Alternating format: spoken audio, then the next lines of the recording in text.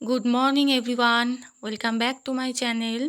দেখো, এই ধরনের শিফনের ওড়নাগুলো কিন্তু বাড়িতে পরেই থাকে। সালোয়ারগুলো পরা হয়ে যায়, সেগুলো হয়তো নষ্টও হয়ে যায় পরতে পরতে, কিন্তু ওড়নাগুলো কিছুই হয় না, একদম নতুনই থেকে যায়। চলো আজ আমি এই ওড়নাগুলোর রিউজ তোমাদের সঙ্গে শেয়ার করি। এই ওড়নাগুলো দিয়ে কি তৈরি করছি আর কিভাবে তৈরি করছি সেটাই তোমাদের সঙ্গে আজকে আমি শেয়ার করব। আর এইটা তৈরি করতে আমার কিন্তু 1 টাকাও খরচা হয়নি। চলো আমি দেখাই এই ওড়না দিয়ে কি করা যায়। দেখো, আমি প্রথমে এই ওড়নাটাকে কাজে লাগাচ্ছি কিভাবে। এই ওড়নাটাকে আগে আমি ডবল করে ফোল্ড করে নিলাম, দেখতে পাচ্ছ। এই যে দেখো, এইভাবে ডবল করে ফোল্ড করে নিয়েছি প্রথমে। এবার তারপরে কি করতে হবে চলো দেখাই। শিফনের ওড়না ছাড়াও কিন্তু সুতির ওড়না দিয়েও তোমরা তৈরি করতে পারবে। যে জিনিসটা আমি তৈরি করে আজ আমি তোমাদের সঙ্গে শেয়ার করছি সেটা কিন্তু সুতির ওড়না দিয়েও তৈরি করা যায়। চলো প্রথমে এইভাবে ডবল করে ফোল্ড করে নিলাম, তারপর দুপাশ থেকে এইভাবে আবার ফোল্ড করে নিচ্ছি। দেখো কিভাবে করছি ফোল্ডটা। এই যে এই পাশ থেকে একবার এইভাবে ভাঁজ করে নিচ্ছি, একদম মাঝ বরাবর মাঝখানটায় রাখতে হবে। এই যে দেখো, এইভাবে ভাঁজ করছি একবার, আবার ওই সাইড থেকে একইভাবেই এইভাবে ভাঁজ করে নিচ্ছি। দেখতে পেলে কিভাবে দুটো সাইডই ভাঁজ করে নিলাম। এই যে দেখো, এইভাবে দুটো সাইডেই কিন্তু আমি এইভাবে ভাঁজ করে নিচ্ছি আগে। এবার কি করতে হবে চলো দেখাই।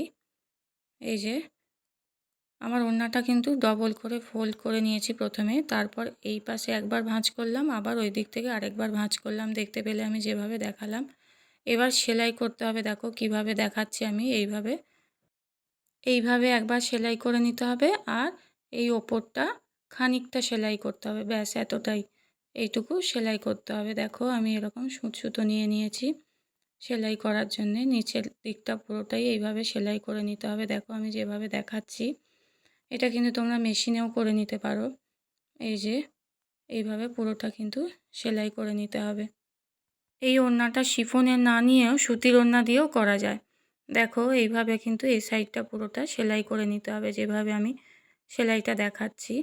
এইভাবে পুরোটা এই সাইডটা সেলাই করে নেওয়ার পর ওপরটাও করে নিতে হবে। দেখো এই যে ওপরটাও করে নিয়েছি আমি সেলাই। দেখো আমার কিন্তু সেলাই করা হয়ে গেছে। এই যে দেখো এই পাশটা করেছি, নিচের দিকটা এই যে, আর এই মাঝখানটা থেকে এই ওপরটা করে নিয়েছি। মাঝখানটা কিন্তু ওপরের কাপড় দুটো যে ফোল্ড করে নিয়েছি ওই দুটো কাপড় সেলাই করেছি, তলার দিকটা কিন্তু সেলাই করিনি। নিচের যে বেসের কাপড়টা রয়েছে ওটা কিন্তু রয়েই গেছে। ওপরের দুটো পার্ট যে আমি ভাঁজ করে দেখালাম ভাঁজ করতে হবে, ওই পার্ট দুটোকে সেলাই করেছি। এই যে দেখো, এরকম একটা পকেটের মতো তৈরি হয়ে যাবে ওপরটা সেলাই করে নিলে। এবার কি করতে হবে দেখো, এই যে দুটো সাইড সেলাই হয়ে গেছে। এবার দেখো কি করতে হবে। এই যে দুটো কোণ দেখতে পাচ্ছ দুপাশে, এই দুটো কোণে কিন্তু আমি চক দিয়ে দাগ দিয়ে দিচ্ছি। দেখো যেভাবে আমি দাগ দিচ্ছি এইভাবে সেলাই করে নিতে হবে। এই পাশটাও এরমভাবে সেলাই করে নিতে হবে চকের দাগের ওপর দিয়ে। আর এই সাইডটাতেও দেখো একই মাপ করে যতটা ওইদিকে দিয়েছি ঠিক অতটাই এদিকেও কিন্তু এরমভাবে চকের দাগ দিয়ে দিলাম যেখান থেকে, সেইটুকু জায়গা কিন্তু আগে আমি সেলাই করে নেব। দেখো এই যে এখানটা একবার সেলাই করব আর এদিকটা একবার সেলাই করব, তাহলে এটা একটা শেপ দেওয়া হয়ে যাবে। দেখো আমার কিন্তু দুটো সাইডেই কিন্তু এইরকমভাবে যেরকম আমি চক দিয়ে দেখালাম ওই কোণ দুটো সেলাই করা হয়ে গেছে। এবার কি করতে হবে দেখো, এই যে আমি সেলাই করে নিয়েছি। এই যে এইভাবে দুটো সাইডেই কিন্তু সেলাই করে নিয়েছি। এবার এই ওড়নাটাকে মাঝখানটাও সেলাই হয়ে গেছে, সে তো আগেই দেখালাম। এবার এই ওড়নাটাকে আমি ভেতর দিক দিয়ে এইভাবে ফোল্ড করে নিয়ে এই যে এই দিকটা এইভাবে ফোল্ড করে নেব। দেখো তাহলে আমার সেলাই যেটা করা হয়েছে সেটা ভেতর দিকে থেকে যাবে, এই দিকটা সোজা দিক হয়ে গেল শিফন কাপড়টা। যেহেতু শিফনের ওড়নাগুলো দুদিকেই সমান থাকে, সেই জন্য শুধু সেলাইয়ের দিকটাই ভেতর দিকে রয়ে গেল। এবার কি করতে হবে চলো দেখাই। এই যে দুটো সাইড কিন্তু আমার শেপ দেওয়া হয়ে গেল। তোমরা নিশ্চয়ই এতক্ষণে বুঝতে পারছো এটা কি তৈরি হচ্ছে। এটা একটা শাড়ি রাখার কভার তৈরি করছি। দেখো শাড়ি রাখতে পারো, কুর্তি রাখতে পারো, এছাড়া অন্যান্য অনেক জিনিসও রাখতে পারো। যেমন ধরো আমাদের ব্যাগ রাখার জায়গা থাকে না, ব্যাগগুলো কোথায় রাখবো সেগুলো ধুলো পড়ে যায়। এই কভারের মধ্যে ঢুকিয়ে রেখে তোমরা আলমারির মধ্যে ঝুলিয়ে দিতে পারো। এবার দেখো এইভাবে হ্যাঙ্গারটাকে কিন্তু এর মধ্যে আমি দেখো কিভাবে হ্যাঙ্গারটাকে এর মধ্যে ওড়নাটার মধ্যে ঢুকিয়ে দিলাম।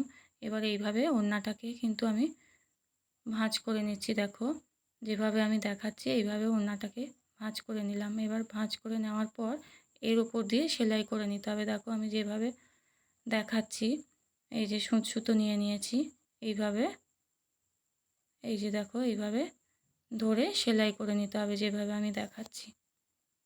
এইভাবে পুরোটা কিন্তু সেলাই করে নিতে হবে। একদম জিরো কস্টে একটা সুন্দর অর্গানাইজার তৈরি হয়ে গেল। দেখো এই যে দেখো এইভাবে পুরোটা কিন্তু সেলাই করে নিতে হবে যেভাবে আমি দেখাচ্ছি। এই পুরোটাকেই কিন্তু এইভাবে সেলাই করে নিতে হবে। এর মধ্যে কিন্তু তোমরা ছেলেদের শার্টও রাখতে পারো। দেখো এটা যে শুধু শাড়ির কভার তৈরি হচ্ছে তা নয়, অনেক কিছুই কিন্তু এর মধ্যে অর্গানাইজ করে রাখতে পারবে তোমরা। দেখো এইভাবে পুরোটা আমি সেলাই করে নিচ্ছি। দেখো আমার কিন্তু এটা তৈরি হয়ে গেছে কেমন, অনেকটা বড় শাড়ির কভার তৈরি হয়ে গেছে। অনেকগুলো শাড়ি কিন্তু এর মধ্যে রাখতে পারবে তোমরা। দেখো একদম ধুলো ময়লা পড়বে না। যদি আলমারিতে নাও রাখো বাইরেও কিন্তু রাখতে পারবে। দেখো এই রকম একটা কার্ডবোর্ড নিয়ে নিয়েছি যাতে নিচটার মধ্যে আমি রাখতে পারি। এই যে দেখো এইভাবে নিচে আমি কার্ডবোর্ডটা রেখে দিচ্ছি। দেখো যাতে শাড়িগুলো রাখতে আমার সুবিধা হয় আর একদম সোজা থাকে, কুঁচকে না যায়, ভাঁজ পড়ে না যায়। দেখো সমান যেন থাকে। এই যে দেখতে পাচ্ছ দুপাশে কিন্তু শেপ দিয়ে দিয়েছিলাম, দুটো কোণে সেলাই করেছিলাম যে দুটো পাশে। দেখো এই জন্য আমার একটা সুন্দর অর্গানাইজার তৈরি হয়ে গেছে। দেখো আর অনেকগুলো শাড়ি কিন্তু এর মধ্যে রাখা যাবে। দেখো যেভাবে আমি দেখাচ্ছি এইভাবে কিন্তু শাড়িগুলোকে ভাঁজ করে এর মধ্যে রেখে দিতে পারো। আলমারির মধ্যেই রাখতে হবে এমন কোনো কথা নেই, বাইরেও রাখতে পারো এইভাবে তোমরা। কেমন লাগলো আমার এই শাড়ি রাখার অর্গানাইজারটা আমাকে কিন্তু অবশ্যই কমেন্ট করে জানাবে। আর ভালো লেগে থাকলে একটা সাবস্ক্রাইব করে দিয়ে আমার পাশে থেকো, শেয়ার করে দিও, অন্যদের দেখার সুযোগ করে দিও। তো আজকের মতো ব্লগটা আমি এখানেই শেষ করলাম। দেখা হচ্ছে আবার পরবর্তী ব্লগে নতুন কিছু নিয়ে আসবো।